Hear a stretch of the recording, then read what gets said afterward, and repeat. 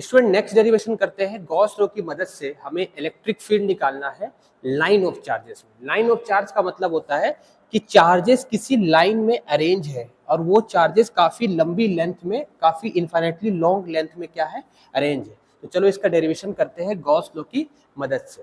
तो सबसे पहले हम क्या करते हैं, एक लाइन चार्ज लेते हैं, एक लाइन बना देना, उसमें चार्जेस बना देना। मान लो प्लस क्यू चार्ज है, ठीक है, एक लाइन में चार्जेस स्प्रेड है। अब इसके कारण इलेक्ट्रिक फील्ड इस डिस्टेंस पे, ये डिस्टेंस पे, ये डिस्टेंस पे इलेक्ट्रिक फील्ड कितना होगा, ये हमें निकालना है।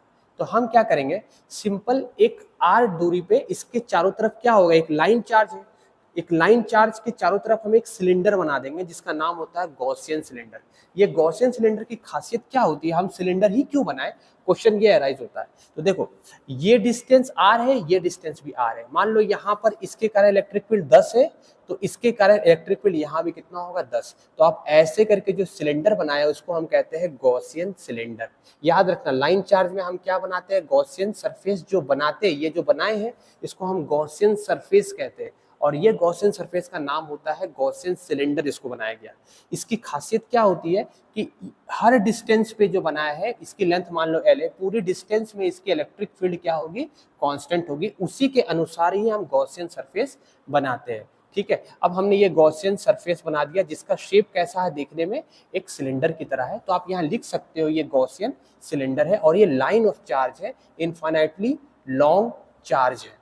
ठीक है ना। अब इसके कारण, ये लाइन ऑफ चार्ज के कारण इलेक्ट्रिक फील्ड कितना बनने वाला है दूरी पे, वही हमको निकालना, यही हमारा इस डेरिवेशन का हमारा मेन एम यही है। तो चलो कैसे निकालते हैं, बहुत आसान है। देखो, सबसे पहले क्या करेंगे कि हम यहाँ पर इस एरिया को 3 पार्ट में डिवाइड करेंगे। जैसे ये वाला एरिया, जैसे ये घुमा हुआ एरिया है, इस तरह से घुमा हुआ है, तो ऊपर वाला एरिया को डीए कहेंगे। इसका एरिया छोटा सा पार्ट लिया, जिसका एरिया वेक्टर हमेशा क्या होता है, सरफेस के बाहर की तरफ होता है।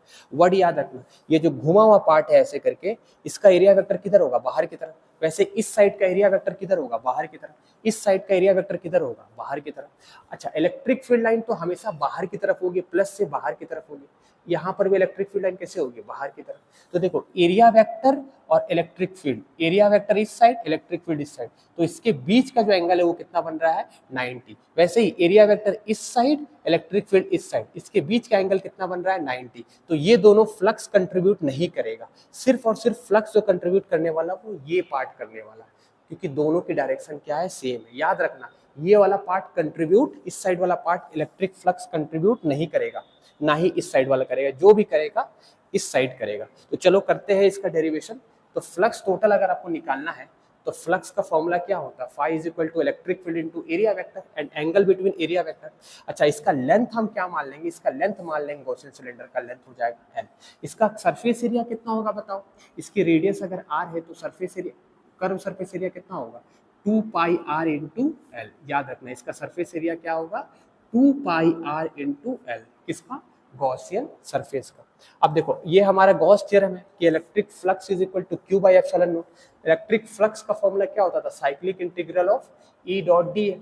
अच्छा, इलेक्ट्रिक फील्ड पूरे रीजन में क्या है, सेम है। याद रखना, गॉसियन सरफेस जो बनाते हैं उस गॉसियन सरफेस में हर जगह इलेक्ट्रिक फील्ड क्या होती है, सेम होती है। तो ये सेम है, तो आप इसको इंटीग्रेशन साइन से बाहर लिख सकते हो। ये चीज जो देख रहे हो इसको कहते हैं साइक्लिक इंटीग्रल। याद रखना, ये साइकिल के फॉर्म में है, एक सर्कल है, इसको कहते हैं साइक्लिक इंटीग्रल। ये इलेक्ट्रिक फील्ड एरिया। अच्छा, यहाँ क्या लिखेंगे, cos 0, क्योंकि cos 90 वाला जो हो ना, सुनो ध्यान से मेरी बात सुनो, याद रखना, ये जो इसके बीच का एंगल क्या होगा, ए बी cos थीटा होगा। तो बताओ, ये cos 90 हो जाएगा तो क्या हो जाएगा, 0, मैं लूंगा ही नहीं। उसी तरह यहाँ क्या हो जाएगा, इलेक्ट्रिक फील्ड इस साइड, एरिया वेक्टर इस साइड, इसके बीच का एंगल कितना है, 90। तो ये वाला भी मैं नहीं लेने वाला हूँ, ठीक है। तो जो भी लूंगा मैं, इलेक्ट्रिक फील्ड जो फ्लक्स जो बनेगी वो इस रीजन से बनेगी, एक इस साइड है, दूसरा भी इस साइड है, दोनों के बीच का एंगल कितना है, 0 डिग्री। तो यही इलेक्ट्रिक फ्लक्स कंट्रीब्यूट करेगा। मैं बार बार बोल रहा हूँ, ध्यान से सुन लो, ठीक है ना। चलो, अब इलेक्ट्रिक फील्ड को बाहर लिख लेंगे, cos 0 की वैल्यू 1 होती है, ठीक है ना। ये एंगल 90 है, तुम डायरेक्टली यही लिख सकते थे, फ्लक्स 0 यही लिख सकते थे फ्लक्स जीरो, लेफ्ट भी जीरो राइट भी जीरो, जो बनेगा कर्व पार्ट से बनेगा, लेटरल पार्ट से बनेगा। तो चलो इलेक्ट्रिक फील्ड कांस्टेंट अभी बताए थे कि इलेक्ट्रिक फील्ड इस रीजन में हर जगह क्या होने वाली है, सेम। तो कांस्टेंट को बाहर लिख देते हैं, area cyclic integral of area करेंगे। इस छोटे से पार्ट को पूरा अगर तुम एरिया को इंटीग्रेट करोगे, ये छोटा सा जो मुड़ा हुआ पार्ट है इसको पूरा इंटीग्रेट करोगे तो कर्व सरफेस एरिया आएगा, इसका रेडियस r है। तो अभी कर्व सरफेस एरिया का फॉर्मूला क्या बताए थे, इस सिलेंडर का कर्व सरफेस एरिया क्या होने वाला है, 2 पाई r इंटू यहाँ से यहाँ तक की लेंथ कितनी है l, तो ये हमने लिख दिया।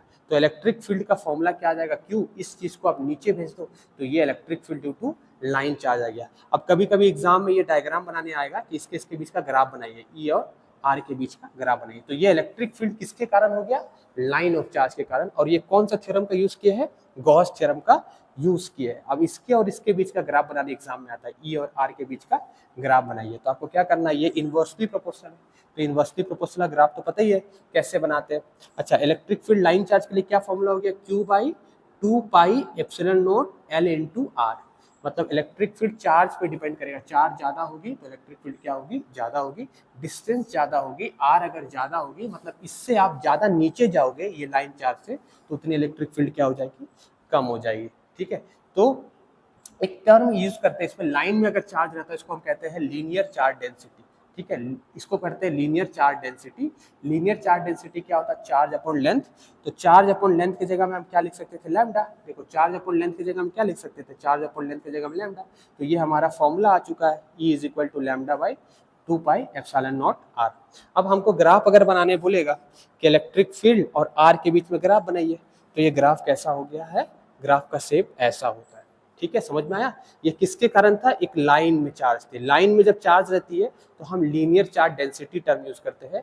लीनियर चार्ज डेंसिटी का सिंबल होता है लैम्डा। लीनियर चार्ज डेंसिटी को कहते हैं चार्ज अपॉन लेंथ।